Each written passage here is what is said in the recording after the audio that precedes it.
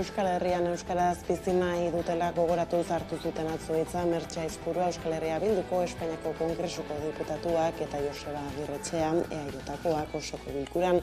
Kongresuan euskaraz egin ahal izateko urratsa egin zen atzo eta goraipatu egin zuten, hala ere salatu zuten Euskal Herriko herritarrek sarri ez dutela eskubide hori.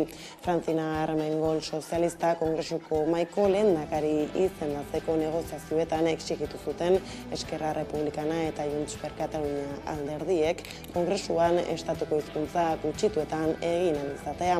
Araua aldatzeko bilkura atzo izan zen eta lehen aldiz diputatuek euskaraz, katalanez, galizieraz, asturieraz eta aragoieraz aritzeko aukera izan zuten Kongresuko mahaiaren herrietarik jaso gabe. Eguerdion guztioi, 12 pasata iritsi da gurean gaur magazineko albistegiari heltzeko unea, gaurkoan hizkuntza gutxituak izpide. Aipatutako ez gain beste hainbat irudi deigarri utzi zituen atzoko kongresuko saioak, esaterako PPko bozeramaileak atzo bertan esan zuen, haren alderdiak ez zituela hizkuntzak ofizialak erabiliko ganberan.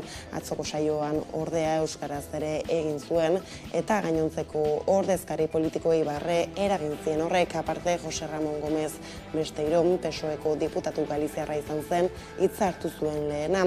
Galizieraz hasi zuen mintzaldia, segituan entzun ziren kexuak eta jarraian eserlekutik altxatu eta atera egin ziren Voxeko 33 diputatuak. Buenos días, bon día, eguno. Una doble honra. Es una doble honra, ya que me permite estrenar el sistema de interpretación simultánea en la que es mi lengua materna. Por favor, señora Rodríguez de Millán, usted sabe perfectamente que no se puede interrumpir a ningún orador.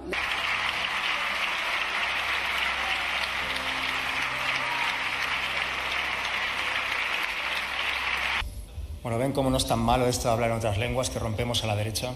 Jo avui aquí parlaré en català, primer perquè puc. Euskal Herrian euskaraz bizi nahi dugu. Euskal Herrian euskaraz bizi nahi dugu.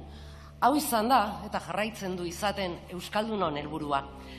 Hau da Euskal Herritarron gehiengo zabalak, euskalgintzak eta eragile sozial, sindikal eta politikoek partekatzen dugun helburu argia.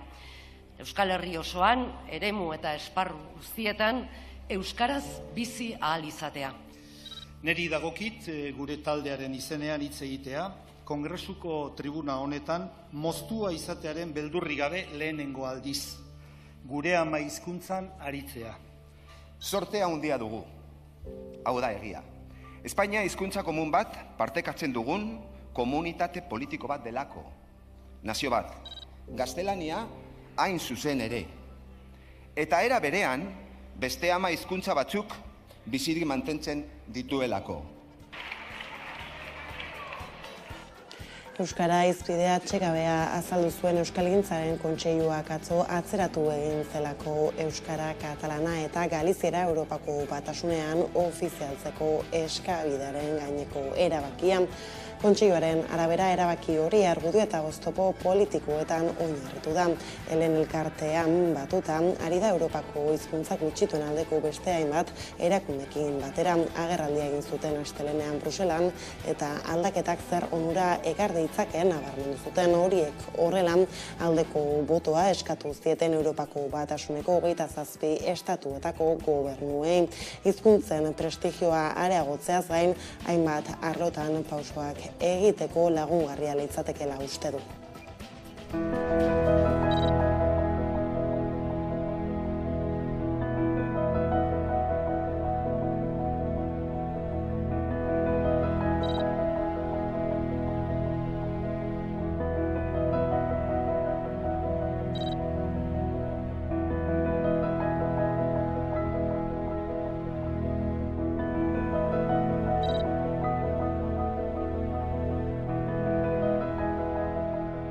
Hemos propuesto iniciar su despliegue primero con el catalán y seguidamente con las otras dos lenguas. También he destacado que no se trata de lenguas minoritarias. El número de hablantes del catalán expuesto supera a varios idiomas ya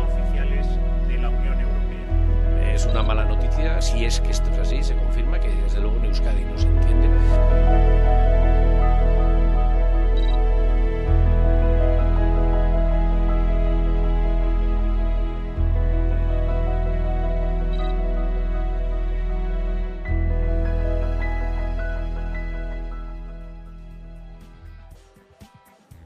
Hizkuntzaren bueltakoekin hezkuntzan murgilduta berriz, iparraldeko euskarazko haurtzaindegien egoera hobetzeko kanpaina abiatu dute. Aurre hezkuntza osorik euskaraz egiten duten egiturak 5% dira iparraldean eta ez dute asebetetzen galdea.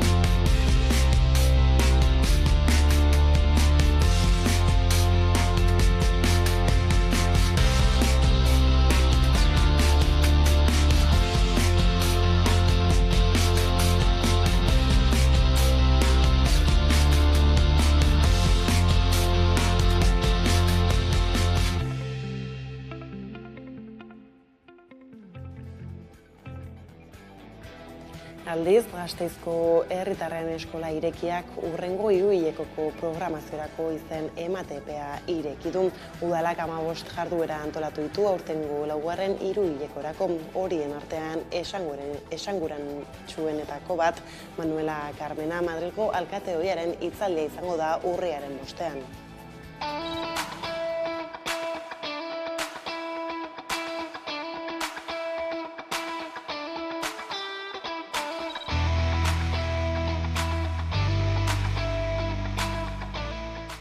Herritartasun eskola irekia, eskola, herritarren motivazioa eta prestaketa hobetu nahi dituen elkartze eta formazio gunea da. Udal kudeaketan gero eta protagonismo handiago izan dezagun. Bere helburu nagusia herritarren parte hartze politikoa sustatzea da, parte hartze hori eraginkorra izateko tresnak eskainiz.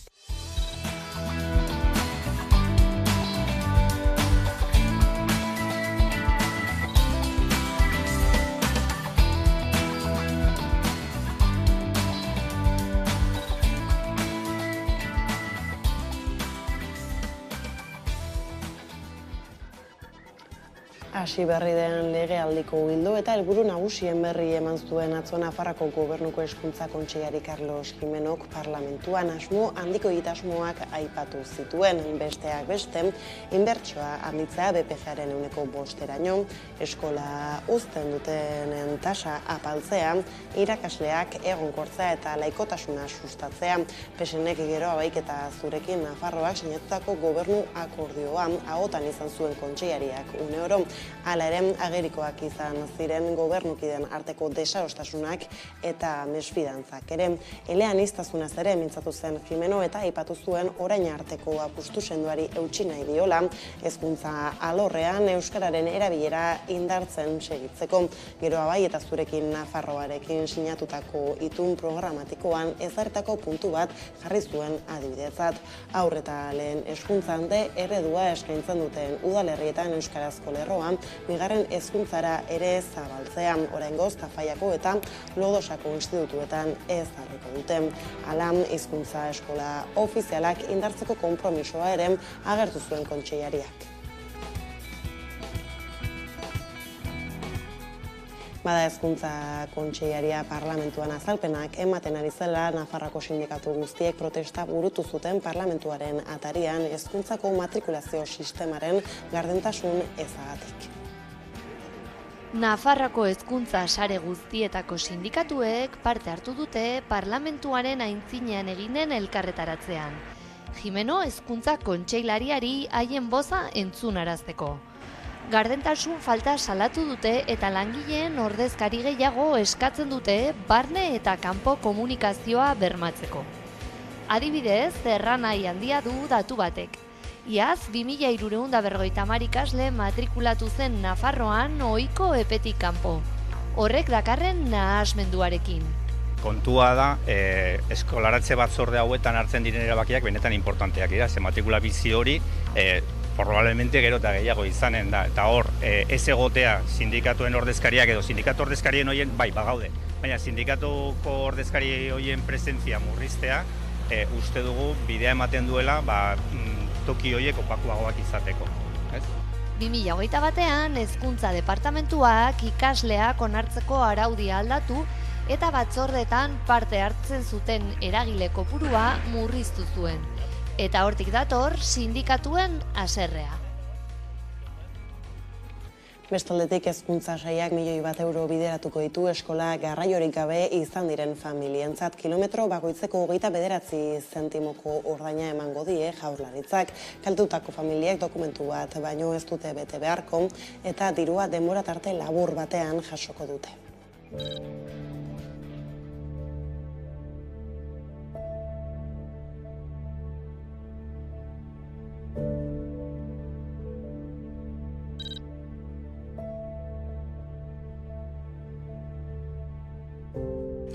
Dokumentu bat betetzea besterik ez dute egin beharko, inolako dokumentu gehigarririk edo ziurtagiririk aurkeztu beharri gabe. Familiek denbora tarte labur batean jasoko dute dagokien diru kopurua. Kopuru hori bizilekutik ikastetxera duten distantziaren arabera zehaztuko da, eta beste zenbait faktore ere aintzat hartuta, hala nola ikastetxearen ordutegia edo ikasleak eskolako jantoki erabiltzen duen ala ez. Zenbateko hori kalkulatzeko kontuan hartuko da administrazioak bere langilei laneko bidaiak egiten dituztenean ordaintzen dien zenbatekoa.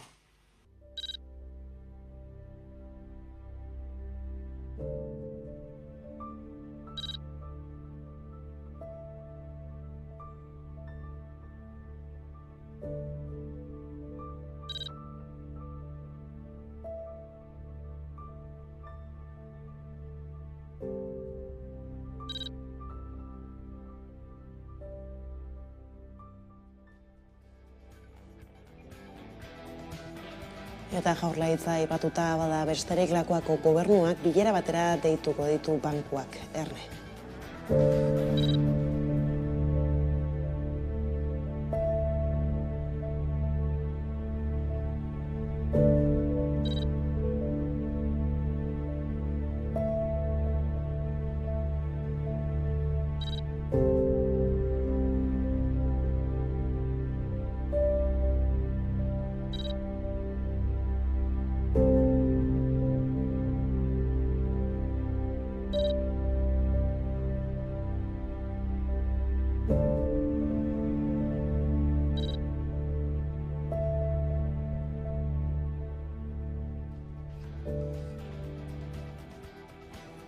Gasteizko udalak bizikletak konpontzeko guneak ezarri ditu. Bi dira eta Zaramaga eta Arriaga auzoetan kokatuta daude. Guneak aintzinako kabina telefonikoak dira eta proiektu honen helburua da kabina horiei beste erabilera bat ematea.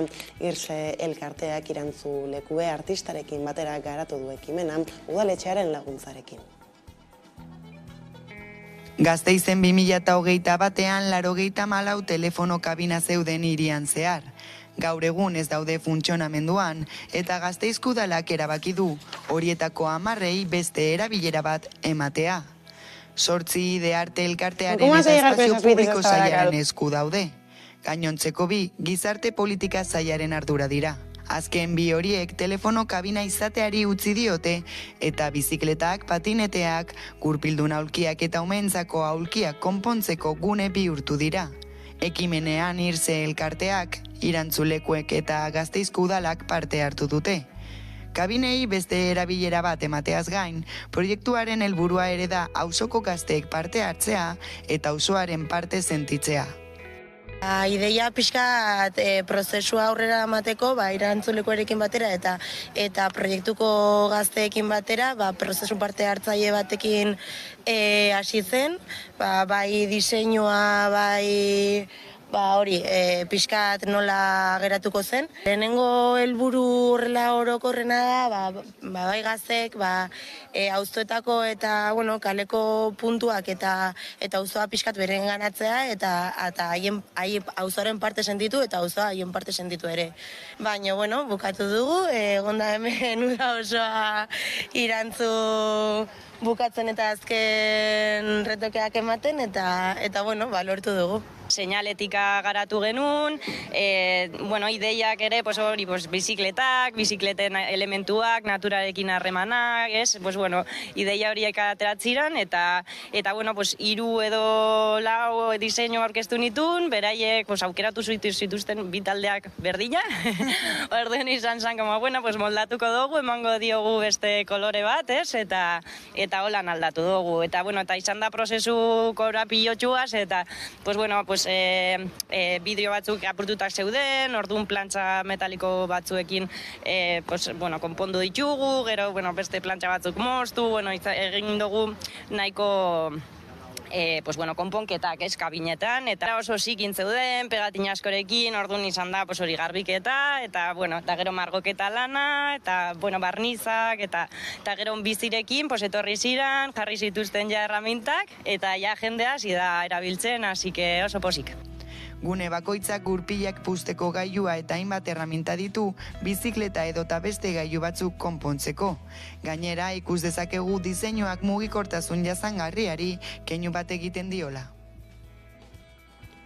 Bi egun 40 hitzaldi, 150 elkarteren parte hartzea eta animazio andana egitera Zabala antolatu du bizi mugimendu ekologistak urriaren 7 eta 8 Euskal Herria burujabe topaketak egingo dituzte Baionan, lurralde jasangarri burujabe eta solidariorantz jo behar dela aldarrikatzeko.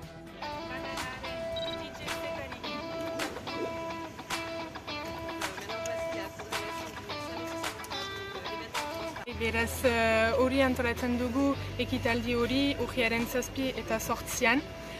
2008tik goiti lurraldearen proiektu bat emaiten dugu.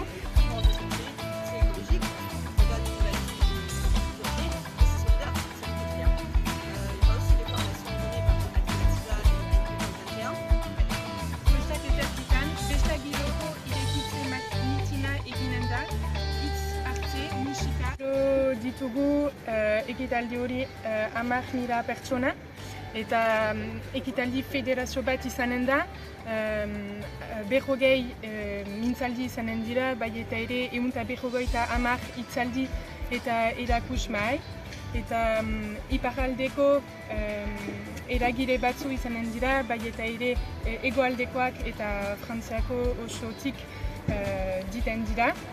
Hori partekatzeko elgarrekin eta gauzatzeko hori eta ukigarria izan dadin elgarrekin.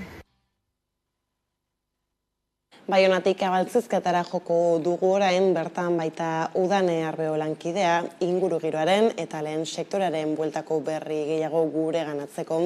Eguerdion, Udane? Eguerdion guztioi.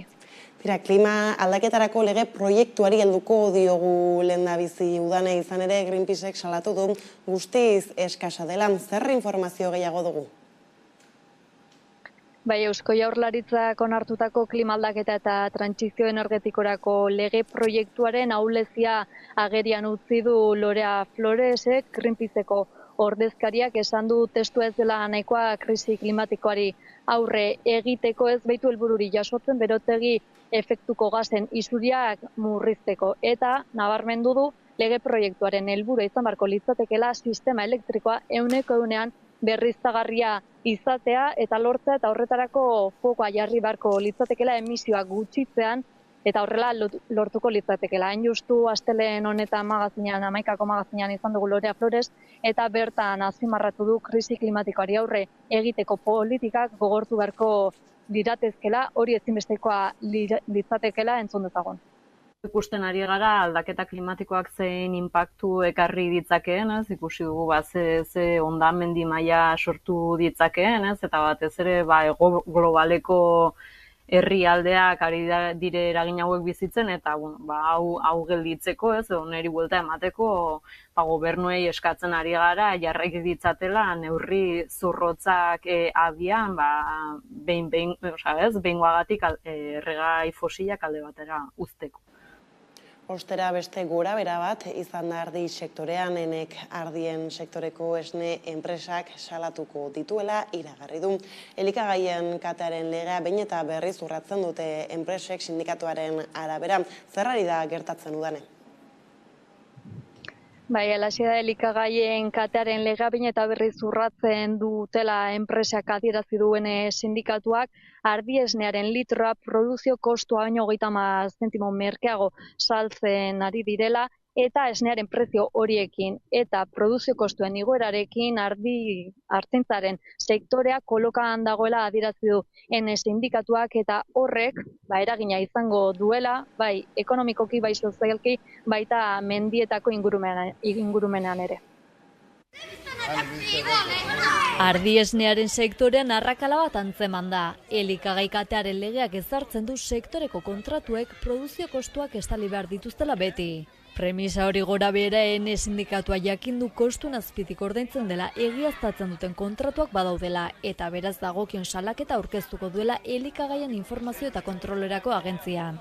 Biltzen den ardi esnea kostu prezioz goitik ordaindu behar dela gutxinez, minimoa behintzatoi beharko lukela, eta ez dela betetzen. Esnetarako ardien kanpaina azaroan hasiko da Gipuzkoan, eta gero Euskal Herrira zabalduko da. Hasiera batean 2 hilabete lehenago garai honetan artzainek eskaintza jasotzen eta kontratua sinatzen hasi behar dute. Legeak ezartzen du 2 hilabete lehenago sinatu behar direla eta ekoizpen kostuak estali behar direla gutxienez.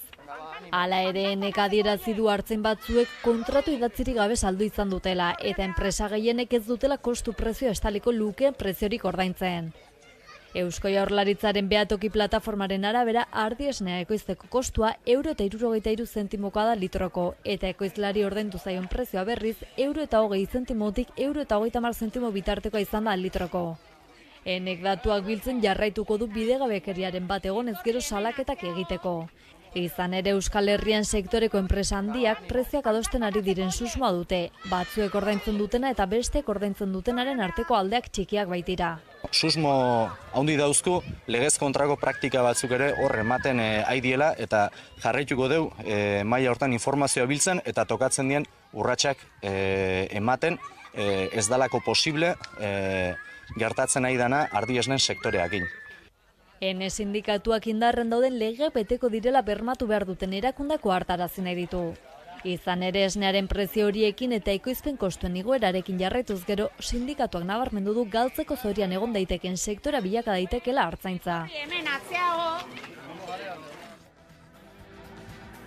Bestaetik behien artean dezente zabaltzen ari den gaixotasun bat atzeman dute, gaixotasun hemorragiko epizotikoan. Gipuzkoan kasuak agertu dira eta hildiren buruak ere izan dira, ez da udanen? Bai, hori da azken astetan jakinda gaixotasun hemorragiko epizotikoak duela zenbait hilabete Estatu Espainiarrean lehenengo aldiz detektatu zenak, edaten jarraitzen duela eta Euskal Herrira ere iritsi dela kasu honetan Gipuzkoara.